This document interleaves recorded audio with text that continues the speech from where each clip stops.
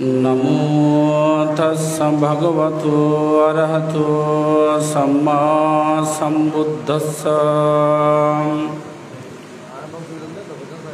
पुयंसे पुरिसा कैराम खैरतेना पुनः पुनः तम हे छंदा कैरथ सुखा पुयस्स उच्छयोति।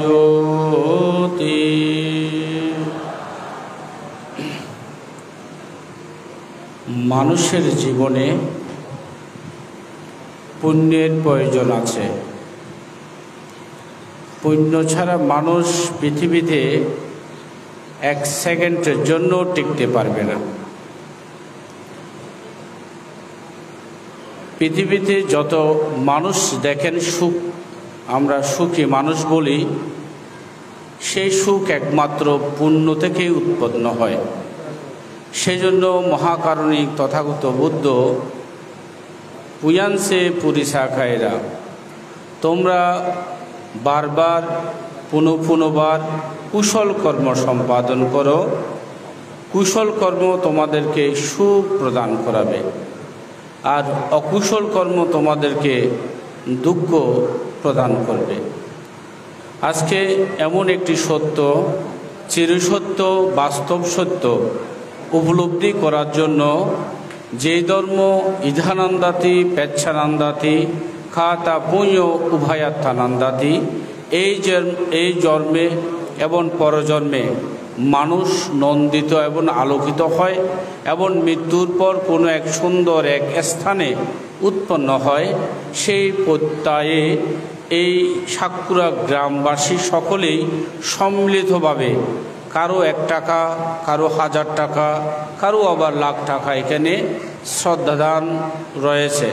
তারা সম্মিলিত প্রয়াসের মাধ্যমে যে মহাকারণিক তথাগত বুদ্ধের মূল গ্রন্থ থেকে, ত্রিপিটকের যে অভিধর্ম পিটক থেকে আজকে অভিধর্ম, পূর্ণাঙ্গ অভিধর্ম 10 দিন ব্যাপী পাঠ করা হচ্ছে। আজকে উক্ত অনুষ্ঠানের সম্মানিত সভাপতি পরম শ্রদ্ধেয় বসুমিত্র মহাতেরো মহোদয়, আজকে অনুষ্ঠানের পরম শ্রদ্ধেয় সুমানন্দ মহাতেরো মহোদয়, পরম শ্রদ্ধেয় আমার মুদীয় গুরুবান্তে প্রজ্ঞানন্দ মহাতেরো মহোদয়, আজকে উপস্থিত আছেন পরম শ্রদ্ধেয় ডক্টর সঙ্গপ্রিয় মহাতেরো মহোদয় এবং লোকপ্রিয় মহাতেরো মহোদয় সহ অনুত্তর পুণ্যক্ষেত্র ভিক্ষু সংঘ, আমি সঙ্গের চরণে বিনম্র চিত্তে অবনত মস্তকে শ্রদ্ধা এবং বন্দনা জানাচ্ছি। বুদ্ধ ধর্মের মধ্যে কাথায়ুত একটা শব্দ আছে, কৃতজ্ঞতা ব্যক্তি পৃথিবীর মধ্যে সবচেয়ে দুর্লভ বলেছেন। পৃথিবীর মধ্যে কী কী দুর্লভ আছে আপনারা জানেন? পৃথিবীর মধ্যে দুর্লভের মধ্যে আছে সঠিক কল্যাণ মিত্র লাভ করা, কল্যাণ মিত্র সান্নিধ্য লাভ করা নাকি দুর্লভ। তার সাইডে দুর্লভ করছে ভালো মাতা পিতা পাওয়া এবং ভালো সন্তান পাওয়া, এরকম এক দুর্লভ আছে। আরও দুর্লভ আছে হচ্ছে বুদ্ধ শাসন সদ্ধর্মের মধ্যে উৎপন্ন হওয়া, এটা এক প্রকার দুর্লভ। আবার দুর্লভ বলেছে মনুষ্যলোকে উৎপন্ন হওয়া। তার সাইতে বড় দুর্লভ বলেছে কি কাতানীয়তা, অর্থাৎ কৃতজ্ঞতা প্রকাশ করা। আমরা এখন কৃতজ্ঞতা প্রকাশ করি না। কেউ উপকার করেছেন, তার উপকার আমরা স্বীকার করি না। যে মাতা পিতারা আমাদেরকে বড় করেছেন, তাই আমরা যারা সন্তান আছে বিবাহের পর আমরা সেই মাতা পিতাকে পর্যন্ত আমরা ভুলে যাই। বুদ্ধ প্রথম কাকে কৃতজ্ঞতা প্রকাশ করেছেন কে বলতে পারবেন? এখানে জানি না। বুদ্ধ প্রথমত একটা বৃক্ষকে, একটা বুদ্ধি বৃক্ষকে কৃতজ্ঞতা প্রকাশ করেছেন। কখন? সুজাতার পায়েস গ্রহণ করে বুদ্ধ মহাবোধি তলে 49 দিন মহাবোধিকে কৃতজ্ঞতা প্রকাশ করেছেন। সেই কৃতজ্ঞতার মধ্যে বলেছেন পাঠামাং বুধি পাল্লাঙ্কাং দ্বিতীয়াং আনিমিসাম পিসা তাতিয়াং ছাঙ্কা মানা ছেট্টাং ছাচুত্তাং রাথানা গারাং পাঞ্ছা মাং আজাপাল্লাঞ্চা মুছালিন্দাঞ্চা সাট্টামাং সাত্থা মাং রাজায়াতানাং ওয়ান্দে থাং বুধিপাদপাং। এটা মহাকারণিক তথাগত বুদ্ধ মানুষকে নয়, কৃতজ্ঞতা প্রকাশ করেছে একটা বুদ্ধিবৃক্ষকে। সেই বুদ্ধিবৃক্ষ তুমি যদি উৎপন্ন না হতে, তুমি যদি আমাকে আশ্রয় না দিতে, তুমি যদি আমাকে ছায়া না দিতে, আজকে আমি এই বুদ্ধ হতে পারতাম না। এই বুদ্ধ হওয়ার পিছনে তোমারও কিছু অবদান আছে, সেজন্য আমি বুদ্ধ হয়ে তোমার প্রতি কৃতজ্ঞতা প্রকাশ করছে। দেখেন, বুদ্ধ দ্বিতীয় কৃতজ্ঞতা প্রকাশ কখন করেছেন? আজকে যে অভিধর্ম পাঠ করতে যাচ্ছেন, বুদ্ধ সপ্তম বর্ষাবাসের মধ্যে, অর্থাৎ বর্ষাবাসের সপ্তম বর্ষাবাসের মধ্যে তাবতিংশ স্বর্গের মধ্যে বুদ্ধ গমন করে সেই তাবতিংশ স্বর্গের মধ্যে মহামায়াকে যখন 7টার মধ্যে মারা যায় মা, তখন মারা যাওয়ার পর তো মাকে দেখে নাই। বুদ্ধ হবার সপ্তম বর্ষাবাসের মধ্যে তাবতিংশ স্বর্গে গমন করে বুদ্ধ এই অভিধর্ম দেশনা করেছেন। এই অভিধর্ম পাঠ আজকে এখানে হচ্ছে। এই অভিধর্ম পাঠ কোথায় হয়েছে? মনুষ্যলোকে নয়, এই অভিধর্ম পাঠ হয়েছে তাবতিংশ স্বর্গের মধ্যে দেবতাগণকে লক্ষ্য করে বুদ্ধ এই দেশনা করেছেন। আজকে এই দেশনা কিন্তু এই সাতপুরা গ্রামের মধ্যে হচ্ছে। এই দেশনা শুনে কার কী ফল লাভ হবে জানি না, কিন্তু অনেক আছে এখানে যখন সামান্তা ছাক্কা বলে এসো আত্রা গাছান্ত দেবতা বলবে, এখানে সহস্র দেবগণ এখানে উপস্থিত হবেন। যদিও বা আপনারা এই ধর্ম বুঝবেন না, এই ধর্ম বুঝার মতো আপনার ক্ষমতা আছে কিনা জানি না, এই ধর্ম যেই কোনো মানুষ বুঝতে পারবে না, কিন্তু এই ধর্ম শুনলে যে মঙ্গল হয় এই কথাও উল্লেখিত আছে।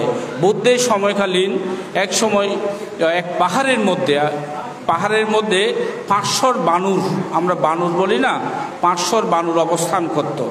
সেই 500 বানরগণ প্রত্যেক দিনই সন্ধ্যার সময় ভিক্ষু সংঘরা যখন অভিধর্ম দেশনা করত, সেই 500 বানর অর্থাৎ 500 বানর সেখানে অভিধর্ম প্রত্যেক দিন সন্ধ্যার সময় অভিধর্ম শ্রবণ করত।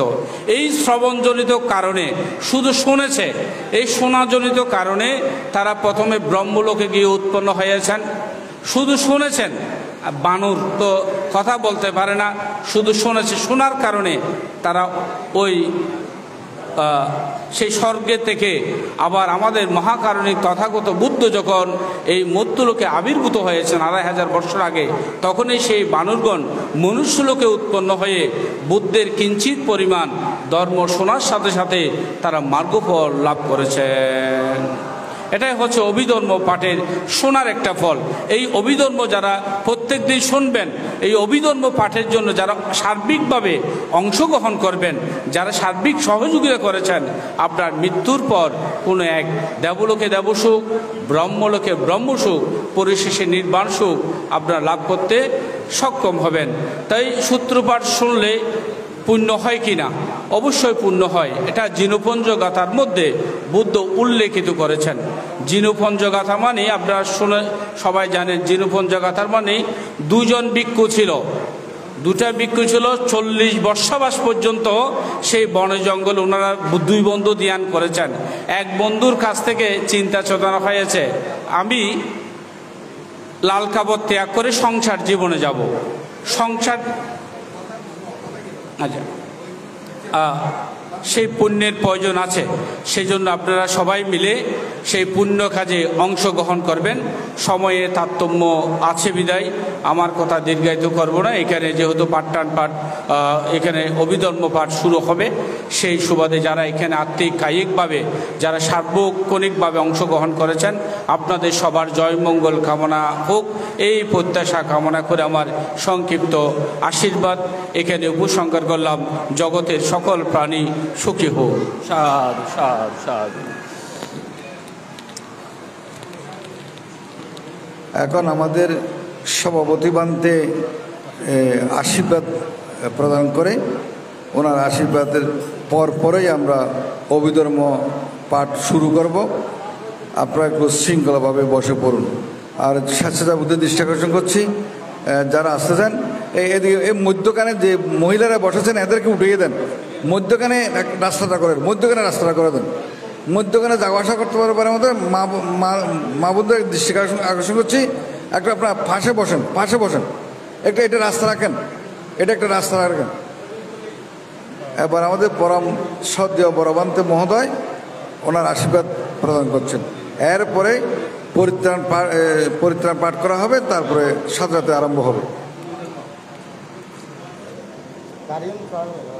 कालेन धम्मश्रवणं एतं मंगलमुत्तमं कालेन धम्मसखच्च एतं मंगलमुत्तमं।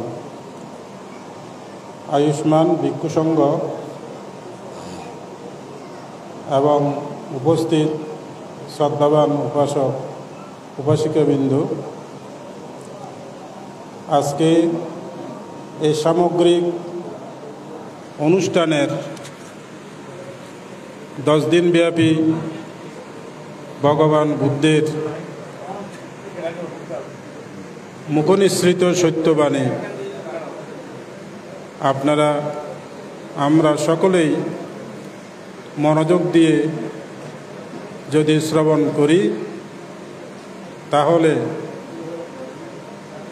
এই দেশের মঙ্গল হবে, দেবতাদের মঙ্গল হবে এবং সকল প্রাণীর মঙ্গল হবে। তো আমি একটি সাধারণ উদাহরণ দিয়ে আমার বক্তব্য শেষ করব, যেহেতু এখানে উদ্বোধনী ভাষণে সারাংশ কথা বলা হয়েছে। ভাবানন্দ ভান্তে, আমার জ্যাঠা ভান্তে, উনি ভাবনা করতেন, ধ্যান করতেন। উনি বার্মায় থাকতেন। এক উপাসিকা, খুব ধার্মিক ছিলেন এবং তিনি মহিলারা যে শাক রাঁধে, শাক রান্না করে